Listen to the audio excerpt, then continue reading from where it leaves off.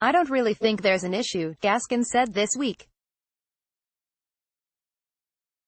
We've been passing the ball great. Before last Saturday's Husky game, a coworker asked me how many rushing yards I thought Washington would end up with. I said 195 without even thinking about it. He picked a number over 350, another media member went as high as 423, and I thought, they're right. What was I thinking? The Huskies had Myles Gaskin out there. They were playing North Dakota from the FCS. It was like saying Usain Bolt wouldn't break the 12-second barrier. But then the game started. A 1-yard gain here, a loss of 3 there. The Huskies were stumbling and staggering all over the field. Through the first half, they'd accumulated just 54 rushing yards, 24 of which came on the final play of the second quarter. They picked it up slightly in the second half, but certainly weren't convincing on the ground. The final tally, that would be 195 yards. Fun for me, but if they don't clean that part of their game, it won't be fun at all for the Huskies versus Utah Saturday. What happened with the running game? Offensive lineman Caleb McGarry was asked after the game. I'll be honest, I don't know, he said. We certainly expected a quicker start. I'm very confused as to why it was that way. McGarry may have expected a quicker start Saturday, but when it comes to the running department, the Huskies aren't the quickest starters. They had 84 yards on the ground on 24 carries in their season opener versus Rutgers last year. They had 92 yards on 30 carries 2 weeks later versus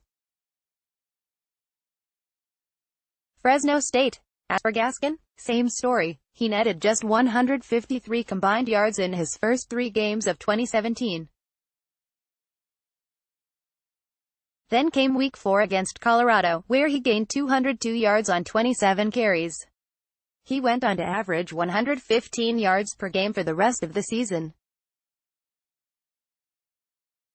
Maybe that's why Huskies coach Chris Peterson isn't particularly concerned about the school's all-time leading rusher and touchdown scorer.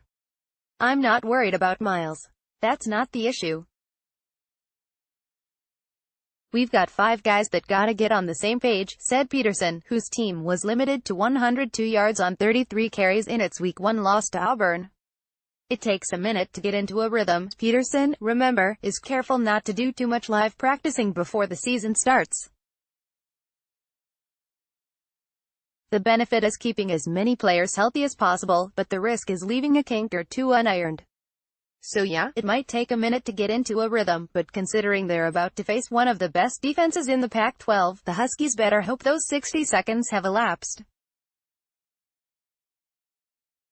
8 starters return on that side of the ball for the Utes, who were 3rd in the conference in scoring defense last year. They're also 1st in the country in total defense so far this season, allowing just 143.5 yards per game and 2.22 yards per play. Obviously, shutting down Weber State and Northern Illinois isn't particularly revealing what the Utes can do against the No.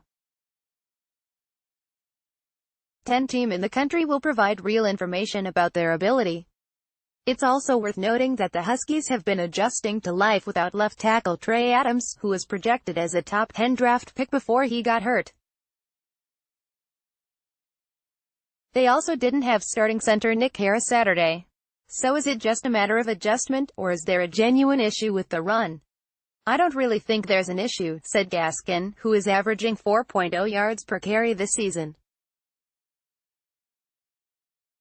We've been passing the ball great. As soon as the opposing team tries to take the pass away, that's when the run games come in. I don't know if the passing game has been great so far. Jake Browning has completed 41 of 69 passes, 59.4%, for 609 yards, and has 3 touchdowns and 3 interceptions. But he's also a former Pac-12 Player of the Year with a history of dominant performances. He could have a big night in Salt Lake City, but the offense can't rely on him outright. There will be myriad factors that determine Saturday's result, but my guess is if the Huskies can't establish the ground game, they'll get run into the ground.